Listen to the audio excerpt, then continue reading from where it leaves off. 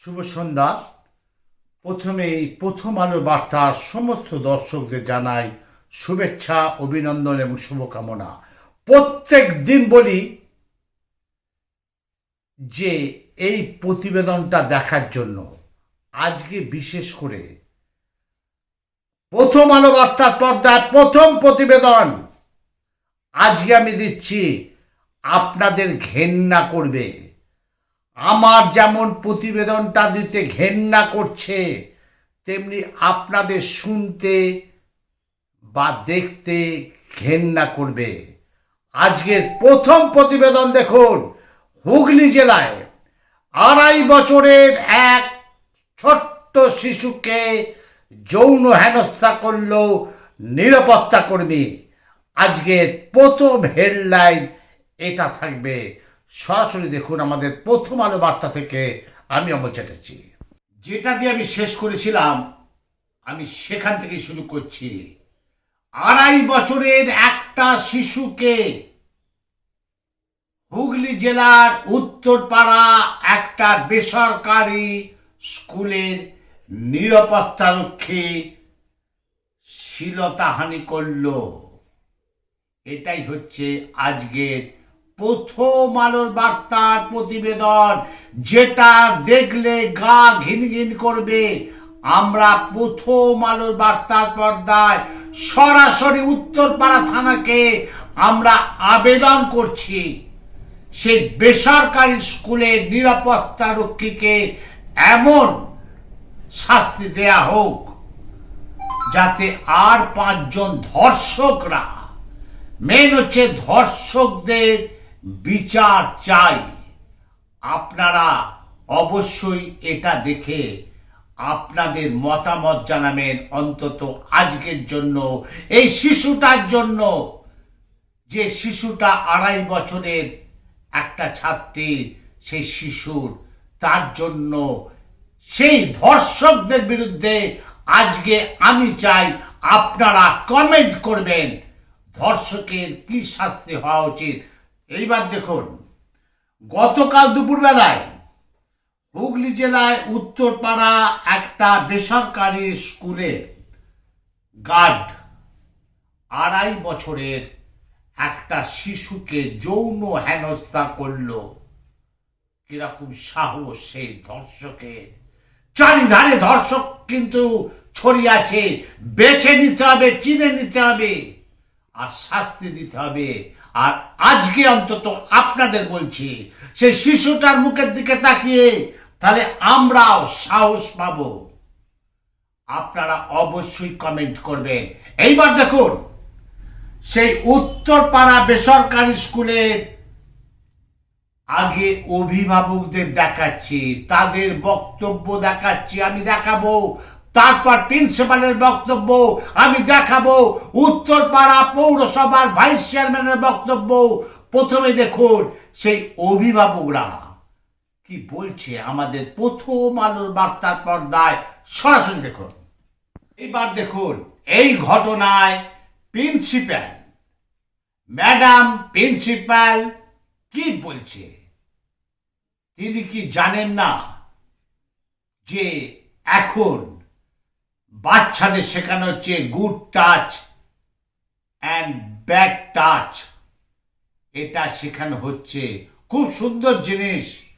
সেই ব্যাড টাচের জন্য আজ সেই ছোট্ট ছোট্ট শিশুরা কিন্তু, তারা কিন্তু মা বাবাদের বলে দিতে পারছে এই good touch and bad touch মানেটা কি। তারা কিন্তু তাদের মা বাবাকে বলতে পারছে। তবেই মা বাবারা, অভিভাবকরা আসছে সেই স্কুলে প্রতিবাদ জানাতে। আর এটা প্রতিবাদ হোক। আর আমরা প্রথম আলো বার্তার পর্দায় সেই ধর্ষকদের বিরুদ্ধে আমরা প্রতিবাদ করেছি, করব, আগামী দিনেও করে যাব। দেখব সে ধর্ষকদের কত বড় সাহস, কত ধর্ষক আছে আমরা একবার দেখে নিতে চাই। সরাসরি দেখুন প্রথমেই সেই প্রিন্সিপাল কি বলল আমাদের পর্দায়। সরাসরি শুনুন। আমরা চলে গেছিলাম সরাসরি একদম উত্তরপাড়া ভাইস চেয়ারম্যান ভাইস চেয়ারম্যানের একটা দায়িত্ব আছে, কারণ তার আন্ডারে পড়ছে সেই বেসরকারি স্কুল। সেখানে নিরাপত্তা রক্ষী একটা 2.5 বছরের শিশুকে সেই ধর্ষণ করলো। সেই ভাইস চেয়ারম্যান কি বলছে আমাদের প্রথম আলো বার্তার পর্দায়, সরাসরি শুনুন। এবার আমি অন্য খবরে আসছি। রাজ্য সরকারি হাসপাতালে আয়া কর্মীদের স্বীকৃতির দাবিতে আবার মামলা হতে চলেছে। একমাত্র আমরাই প্রথম আলো বার্তা এই প্রথম নিউজটা দেখাচ্ছে আপনাদেরকে। আয়াদের কথা, আয়াদের কান্না, আয়াদের সে বুকের যন্ত্রণা আপনাদের দেখাচ্ছে। সেই সরকারি স্বীকৃতি দেওয়া সত্ত্বেও তারা কোনো রকম সুবিধে পাচ্ছে না। তাদের জন্য হয়ে লড়ছে সেই সমাজ সংস্কারক আইনজীবী রাজীব সরকার। হ্যাঁ, রাজীব সরকারের কাছে আমরা গেছিলাম আমাদের প্রথম আলো বার্তার পর্দায়। তিনি কি বললেন আয়াদের সম্পর্কে, সরাসরি শুনুন আমাদের পর্দায়। আপনাদের গতকাল দেখিয়েছিলাম যে বারুইপুরে একজন ব্যবসায়ীকে সেই পচা গলা দেহ উদ্ধার করলো। এলাকার লোকেরা প্রচন্ড গন্ধ বেরোচ্ছে। আবার সেই বারুইপুরে ব্যবসায়ীকে অস্ত্রের কোপ, 12 ঘন্টা কেটে গেলেও এখনো অধরা দুষ্কৃতীরা। এক ব্যবসায়ীকে ধারালো অস্ত্রের কোপ মেরে দোকান থেকে টাকা পয়সা লুট করার অভিযোগ উঠল দুষ্কৃতীদের বিরুদ্ধে। বৃহস্পতিবার বিকেল বেলায় ঘটনাটি ঘটেছে বারুইপুর থানার অন্তর্গত বিশালাক্ষীতলা এলাকায়।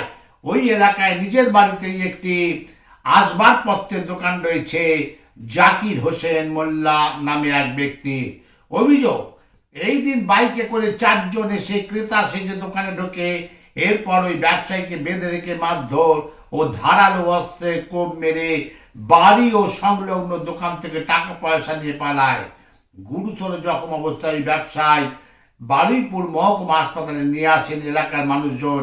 বর্তমানে তার শারীরিক অবস্থা অনেকটা স্থিতিশীল।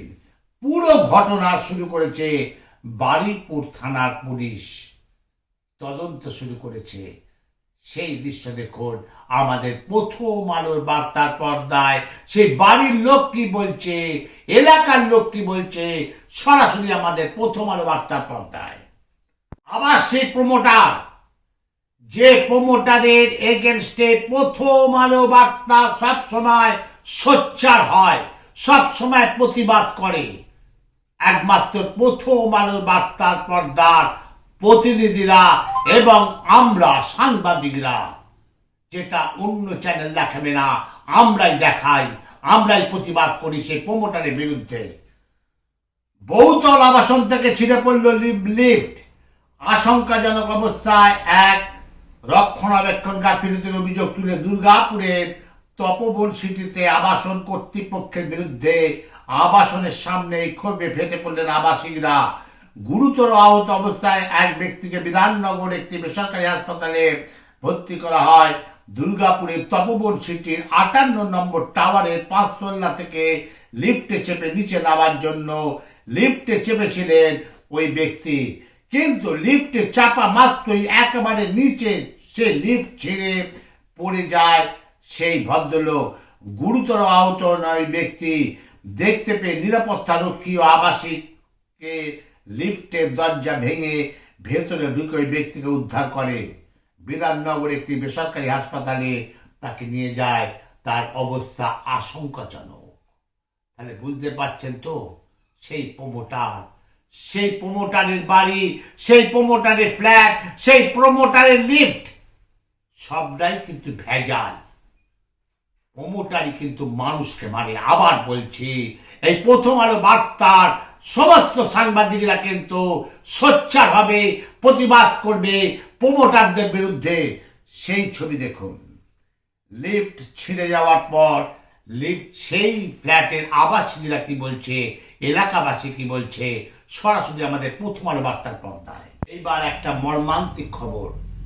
হ্যাঁ, মামার বাড়ি ঘুরতে এসে বাড়ির ছাদ থেকে পড়ে গেল 2 বছরের এক শিশু। খুব মর্মান্তিক। আহত শিশুকে মালদা মেডিকেল কলেজে নিয়ে যেতে গিয়ে আবার গাড়ি উল্টে দুর্ঘটনার কবলে পড়ল গোটা পরিবার। দেখুন, গোদের ওপর বিস্ফোরা।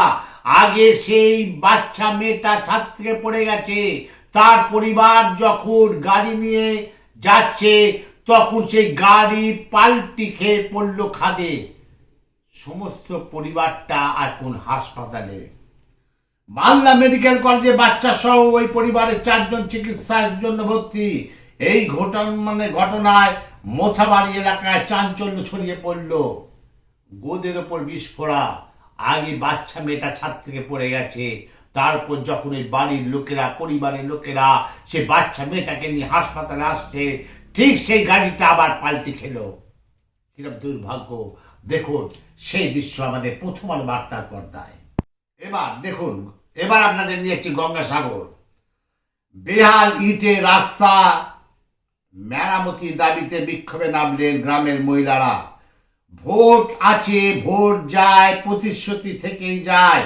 প্রতি বছর ভোটের সময় বিভিন্ন রাজনৈতিক নেতারা প্রতিশ্রুতি দেয়। গঙ্গাসাগরের রুদ্রনগর গ্রাম পঞ্চায়েত কমলপুর 3 রাস্তার মোড় থেকে অনুপ দাসের বাড়ি পর্যন্ত 500 থেকে 600 মিটার বেহাল ইটের রাস্তা কমপ্লিট করে দেওয়া হবে।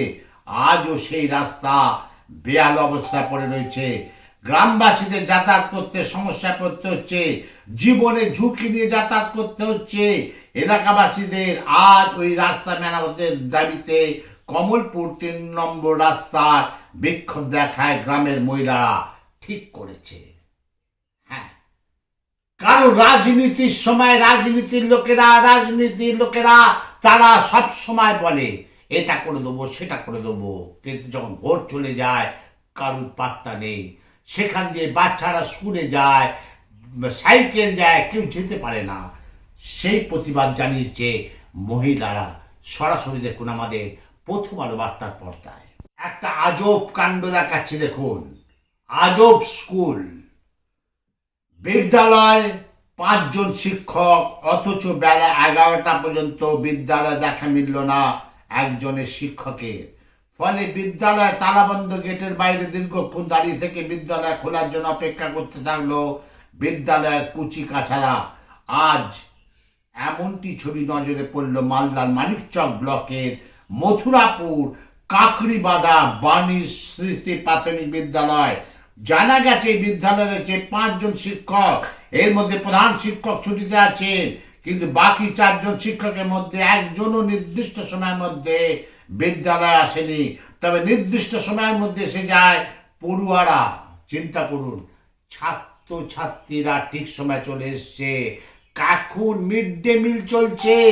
মিড ডে মিলের জন্য বাচ্চাদের স্কুলে আসার জন্য মুখ্যমন্ত্রী মিড ডে মিল চালু করেছে, কিন্তু শিক্ষকরা, ওই মালদা স্কুলের শিক্ষকরা ঠিক সময় আসেনি। প্রধান শিক্ষক ছুটিতে, অন্যান্য শিক্ষকরা সেই অনেক দেরিতে আসে। গেট বন্ধ, ছাত্রছাত্রীরা সেই গেটের বাইরে দাঁড়িয়ে থাকে। সরাসরি দেখুন সে বিভৎস চিত্র আমাদের প্রথম আলো বার্তার পর্দায়।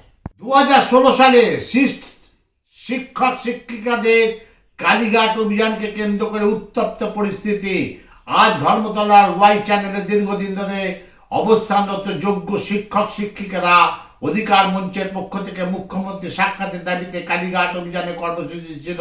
সেই অনুযায়ী ময়দান মেট্রোর গেট নাম্বার 1 এর সামনে চাকরি হারা শিক্ষক শিক্ষিকারা জমায়েত হয়েছিলেন। তবে মিছিল শুরু হওয়ার আগেই তাদের ধরে প্রিজন ভ্যানে তোলে পুলিশ। জানা যাচ্ছে মিছিলের অনুমতি চেয়ে পুলিশের কাছে মেল পাঠানো হয়েছিল, কিন্তু অনুমতি পাননি তারা। তারপরে পুনরায় ইমেল মারফত আবেদন করেন চাকরি হারা শিক্ষক শিক্ষিকারা। জানা গেছে লালবাজার, হেস্টিংস, তারাতলা বিভিন্ন থানায় চাকরি হারা এই আন্দোলন শিক্ষক শিক্ষিকারা, তাদেরকে প্রিজন ভ্যানে তোলা হয়েছে।